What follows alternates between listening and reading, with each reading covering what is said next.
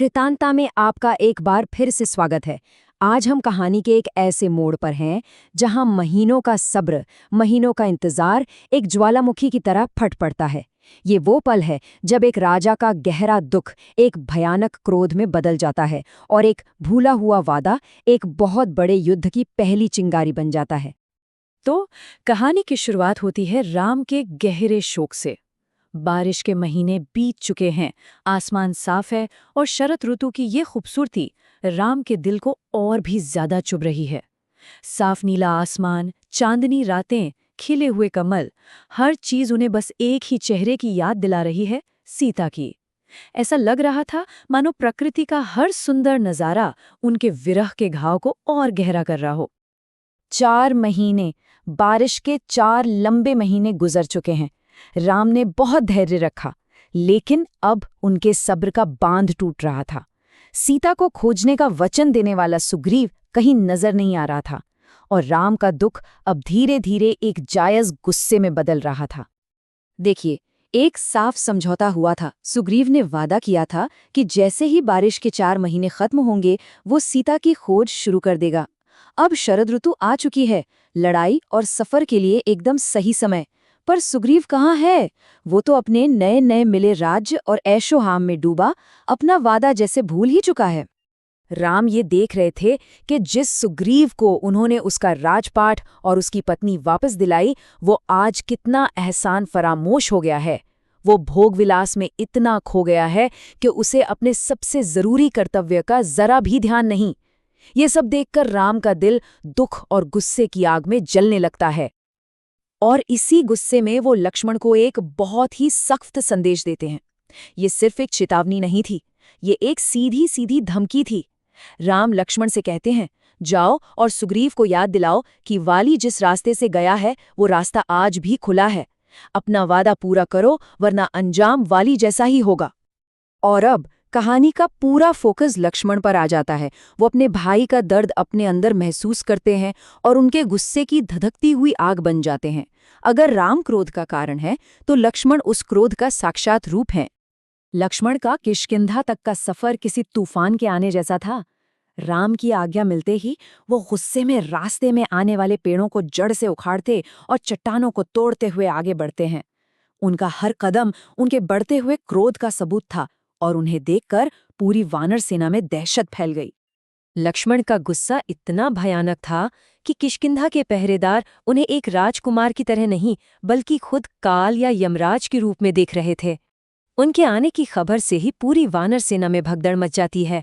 हर कोई उनके रास्ते से हट जाना चाहता था। जैसे ही लक्ष्मण सुग्रीव के राज्य के दिल में पहुंचते हैं, माहौल एकदम तनावपूर्ण हो जाता है। सोचिए, एक तरफ दुख में डूबे 2 भाई और दूसरी तरफ जश्न में डूबा एक पूरा का पूरा राज्य। एक जबरदस्त टकराव अब बस कुछ ही पल दूर था। ये जो फर्क था, यही टकराव की असली वजह थी।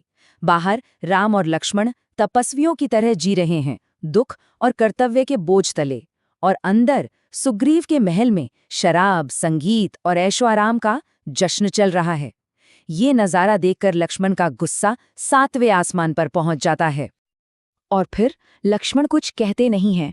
वो अपने आने का ऐलान एक ऐसी आवाज से करते हैं जो प्रलय ले आए।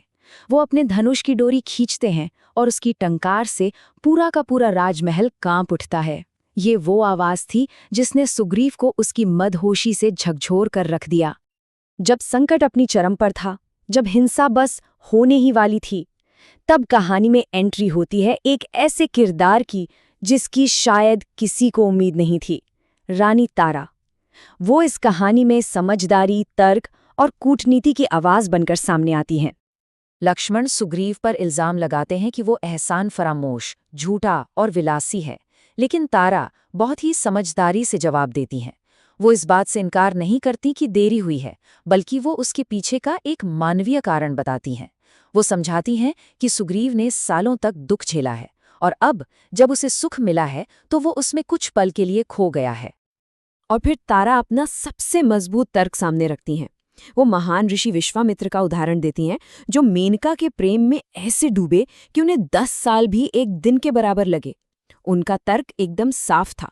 अगर विश्वामित्र जैसे महान ऋषि भी अपनी इच्छाओं से भटक सकते हैं, तो एक वानर राजा को तो माफ किया ही जा सकता है, जिसे इतने लंबे समय बाद सुख मिला हो। और तारा की ये समझदारी और कूटनीति काम कर गई। उनके तर्क से भरे और शांत शब्दों ने लक्ष्मण के गुस्से को ठंडा कर दिया। उन्होंने एक बहुत बड़े हिंसक टकराव को टाल दिया और मामले को सुलझाने का रास्ता खोल दिया। तो जैसे ही ये टकराव शांत होता है, कहानी एक बहुत ही भव्य और उम्मीद भरे मोड़ पर पहुंच जाती है। जो वादा अधूरा था, वो अब पूरा होने जा रहा है और एक विशाल सेना तैयार हो रही है। अपनी गलती का एहसास होते ही सुग्रीव तुरंत हरकत में आता है। वो लक्ष्मण और राम को भरोसा दिलाता है और पूरी दुनिया में अपने दूत भेजकर वानर सेना को इकट्ठा करने का हुक्म देता है। अब एक बहुत बड़े अभियान की तैयारी शुरू होती है। और अब जो सेना इकट्ठा हो रही है, उसका स्केल कल्पना से भी परे है। दुनिया के कोने कोने से करोड़ों वानर योद्धाओं को किष्किंधा बुलाया जा रहा है। जी हाँ, ये संख्या लाखों में नहीं बल्कि करोड़ों में थी। कैलाश से लेकर हिमालय तक, विंध्याचल से लेकर महेंद्र पर्वत तक, हर दिशा से वानरों, भालुओं और लंगूरों की सेनाएं किष्किंधा की तरफ चल पड़ी हैं। ये प्रकृति की एक ऐसी ताकत थी जो अब रावण के खिलाफ उठ खड़ी होने के लिए तैयार थी। और इस तरह महीनों का लंबा इंतजार आखिरकार खत्म होता है।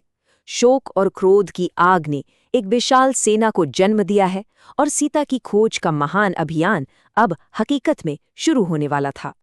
लेकिन सवाल अब भी वही है, क्या ये करोड़ों योद्धाओं वाली विशाल सेना राक्षसों के राजा रावण के चंगुल से एक अकेली स्त्री सीता को वापस ला पाएगी? ये एक ऐसा सवाल है जो आने वाले महायुद्ध की पूरी दिशा तय करेगा। अगर आपको ये कहानी पसंद आई तो इसे लाइक और शेयर जरूर करें। हमें कमेंट्स में बताइए कि आप आगे क्या देखना चाहते हैं और इस अविश्वसनीय गाथा के अगले अध्याय के लिए सब्सक्राइब करना बिल्कुल न भूलें।